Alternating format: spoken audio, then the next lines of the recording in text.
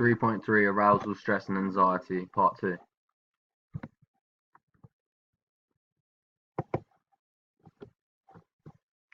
An external factor could be deadlines, as a lot of people become stressed when they have a lot of work to do in a short time, as they fear punishment or failure.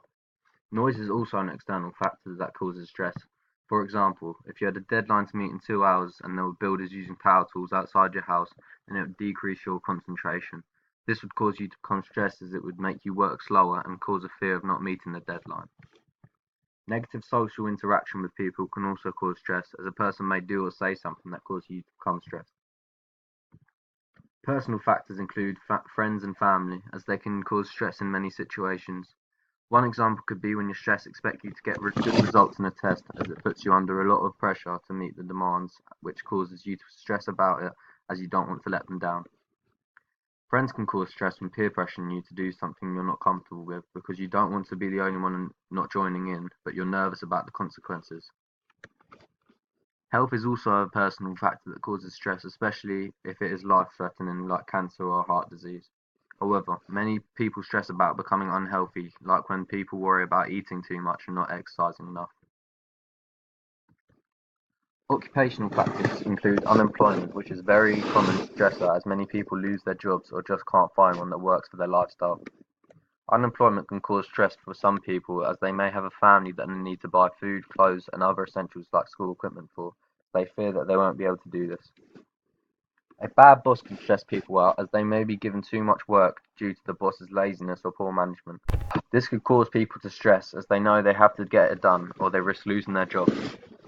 An unsafe working environment can make people scared of coming to work, and therefore stressed when they are working, as they have a constant fear of getting injured. A sports environment factor could be importance of games, as things like cup finals and rivalries can cause people to become stressed, as the significance of the game causes apprehension, as there is more pressure on the players. Making mistakes in performance can make people stressed, as they fear making more errors. For example, if a football player messes up 3 passes in a row, then they would start to worry about the performance, which would lead to stress. Uncertainty links to making mistakes and importance of games, as it makes players worry about performing a specific skill, and also makes them feel scared to play in certain games. For example, a rugby player might be struggling with their conversions in the past few days, so they will feel uncertain about making a conversion when it comes to the game. This will then make them stress about taking the shot, as they don't want to miss and let the team down. Symptoms of stress on the body. Stress can be cognitive, but it also affects the body in different ways. It will either cause symptoms on the sympathetic nervous system or the parasympathetic nervous system. For the sympathetic nervous system, it can cause an increase in heart rate and breathing rate, which is why when people panic or become nervous, you will see them breathing become a lot deeper. Another symptom is an increase in adrenaline, which causes the fight or flight response that occurs in a lot of sports. For example, in the 2010 World Cup, Nigel de Jong kicked Xabi Alonso in the chest, which is because he became stressed, which increased the adrenaline in his body and made him highly aroused, so became aggressive. Increased muscle tension is another symptom of the sympathetic nervous system, and it is why a lot of sports performers make mistakes when they are under pressure. For example, the England football team have a reputation for losing in penalty knockouts, which could be because they feel stress, which causes their muscles to become tense, so their technique when shooting isn't as good. For the parasympathetic nervous system, it can cause a decrease in heart rate and breathing rate in order to control heavy breathing and bring it back to the resting rates. Another symptom is that it decreases body temperature, which can be done through sweating and vasoconstriction and vasodilation, by pushing blood to the surface of the skin so it can cool down. The parasympathetic nervous system also makes the muscles relax in order to reduce the tension caused by the sympathetic nervous system. This would help in a sports performance, as it means that the athlete can perform more fluent movements, so the techniques will improve. The main use of the parasympathetic nervous system is to relax your body after the sympathetic nervous system has caused changes. Major stresses in sport. Competition, or more specifically the importance of the competition, can make a lot of athletes stress. This is because significant games and events put more pressure on the athletes to do well, which causes them to become more apprehensive, which leads to stress. Fatigue and injury can also cause stress, as it can make athletes nervous about not trying their hardest, and they will also fear making an error that leads to failure. Also, if an athlete gets injured, then they might miss out on important games, so they could become stressed, as they don't know if they will be able to participate or not. Climate can also make players stressed because if they are used to playing in cold weather, then they might be nervous about how they will play in a hot climate, and vice versa. Frustration in sports can also make athletes stressed. For example, if an athlete is getting frustrated because his teammates keep making mistakes, then the athlete's arousal levels will increase and they might become stressed as they fear the other team will win the game. Conflict is very common in sport, and it could be with a player, referee, coach, and even the opposition's fans or spectators.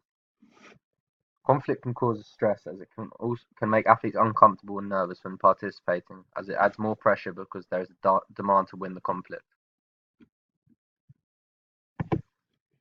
Stress management. One way an athlete can control their stress is by getting enough rest and sleep.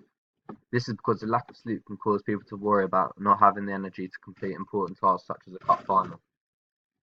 Therefore, if an athlete makes sure to rest and get enough sleep, then they don't need to stress about not having the energy to perform to the best of their ability. Another stress management technique is deep breathing, as it helps to decrease heart rate, which will make you feel more relaxed, as it will help to reduce the amount of adrenaline going through your body.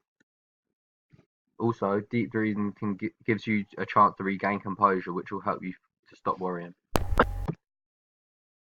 Biofeedback is another good way to control stress and is used by many athletes as it helps you to control many physiological factors. This will help because when you feel stress, you'll be able to control your body's changes so that you can relax and reduce the stress.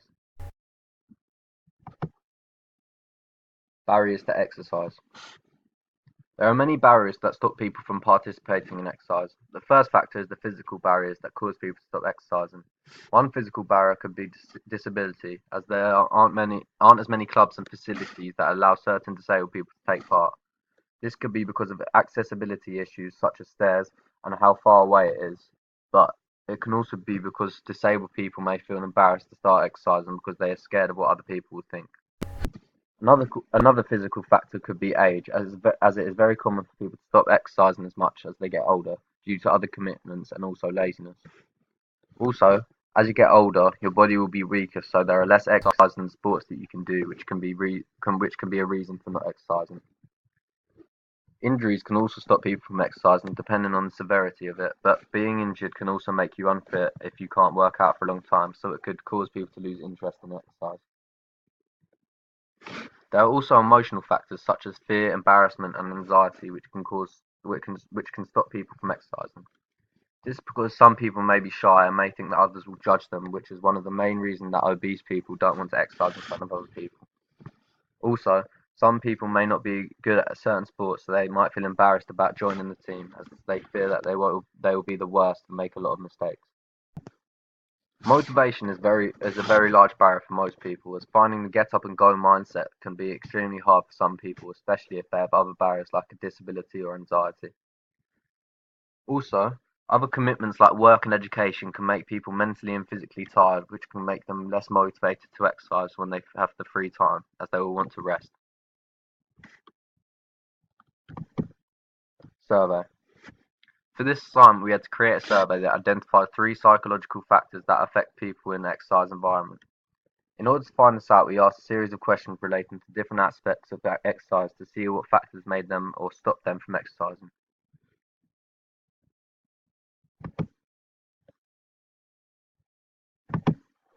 These were the results from our survey.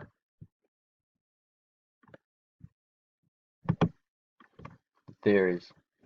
The theory of planned behavior links to a person's belief and how these beliefs cause them to behave. It states that if the attitude towards a certain behavior, social norm, and perceived behavioral control is correct, then it will change the person's behavior or behavioral intention.